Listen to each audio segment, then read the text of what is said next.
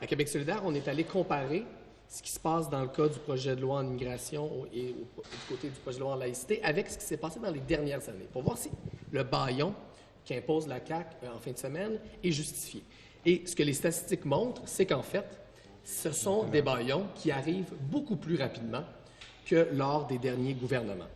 On a pris des projets de loi semblables, le projet de loi 106, donc le projet de loi sur les hydrocarbures, le projet de loi sur la réforme Barrette en santé.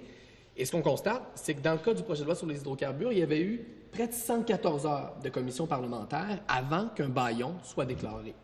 Dans le cas du projet de loi sur la réforme Barrette, il y avait eu près de 77 heures de discussion avant qu'un bâillon soit déclenché. Dans le cas des deux projets de loi de la CAQ, donc celui en immigration et pour la laïcité, il y a eu seulement 55 et 32 heures de discussion. Ce que ces statistiques-là démontrent, c'est que contrairement aux prétentions du gouvernement, il n'y a pas eu d'obstruction, il n'y a pas eu de blocage, il n'y a pas eu de niaisage. On est devant des bâillons qui sont injustifiés, qui sont précipités, qui sont inutiles.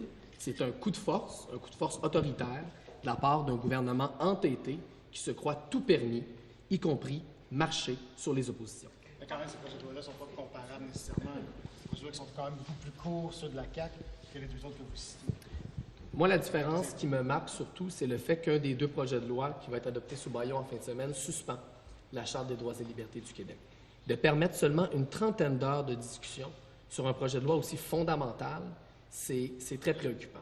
Et je sais que beaucoup de gens qui suivent le Parlement de loin vont se dire « bien, 30 heures, c'est beaucoup ». Sauf qu'ici, à l'Assemblée nationale, là, on n'écrit pas des cartes de fête.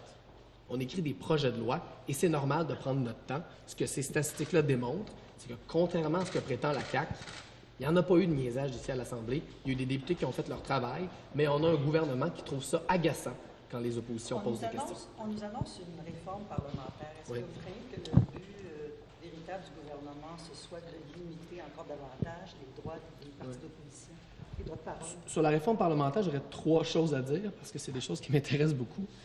Premièrement, l'Assemblée nationale a besoin d'une cure de rajeunissement, a besoin d'une grande réforme, d'une grande modernisation. Et Québec solidaire va toujours être du côté de ceux qui veulent qu'on rende l'Assemblée nationale plus transparente et plus démocratique. Ça, je veux le dire d'emblée. Ceci étant dit, l'Assemblée nationale, ce n'est pas une shop, et M. Legault n'en est pas le patron. Et M. Jean Barrette n'en est pas le foreman. S'il y a à avoir une réforme parlementaire, ça va devoir être fait par l'ensemble des partis politiques, dans une optique de collaboration avec la présidence de l'Assemblée nationale. Ce n'est pas au gouvernement à décider comment fonctionne le Parlement, c'est à l'ensemble des partis à le faire ensemble.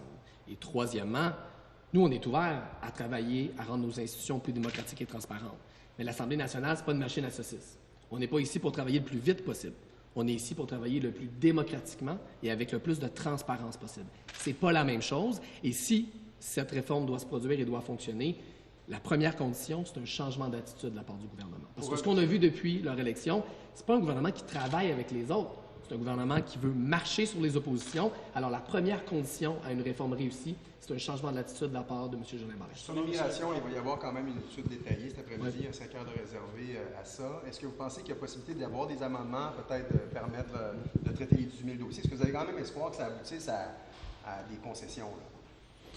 Jusqu'à maintenant, on a rencontré beaucoup de fermetures du ministre, mais nous ne lâchons pas. Nous allons introduire des amendements pour essayer de sauver le plus de gens possible. Nous allons introduire plusieurs amendements dans ce sens-là. Nous avons espoir de pouvoir faire appel au sens de l'humanité du ministre et obtenir quelque chose. Sur l'attitude du gouvernement, vous avez entendu hier M. Legault qui a dit qu'on pourrait utiliser d'autres bâillons à l'avenir pour appliquer de grands changements. Qu'est-ce que vous pensez de l'attitude de M. Legault à ce sujet? Je pense que le pouvoir lui monte à la tête. Je pense que la Coalition Avenir Québec regarde les sondages, regarde les résultats des dernières élections et en conclut qu'ils peuvent faire ce qu'ils veulent. Or, ce n'est pas le cas. On n'est pas dans une monarchie élective. François Legault n'est pas le roi du Québec et M. Jean Barrette n'est pas son prince. On est dans un système démocratique où il doit avoir un équilibre entre le pouvoir et les oppositions. Quand on impose deux bâillons à sa première session parlementaire et qu'on dit déjà on va en faire d'autres, vous inquiétez pas, là. Le message qu'on envoie, c'est qu'on ne respecte pas le travail des oppositions, puis qu'on ne respecte pas l'équilibre des pouvoirs essentiels en démocratie.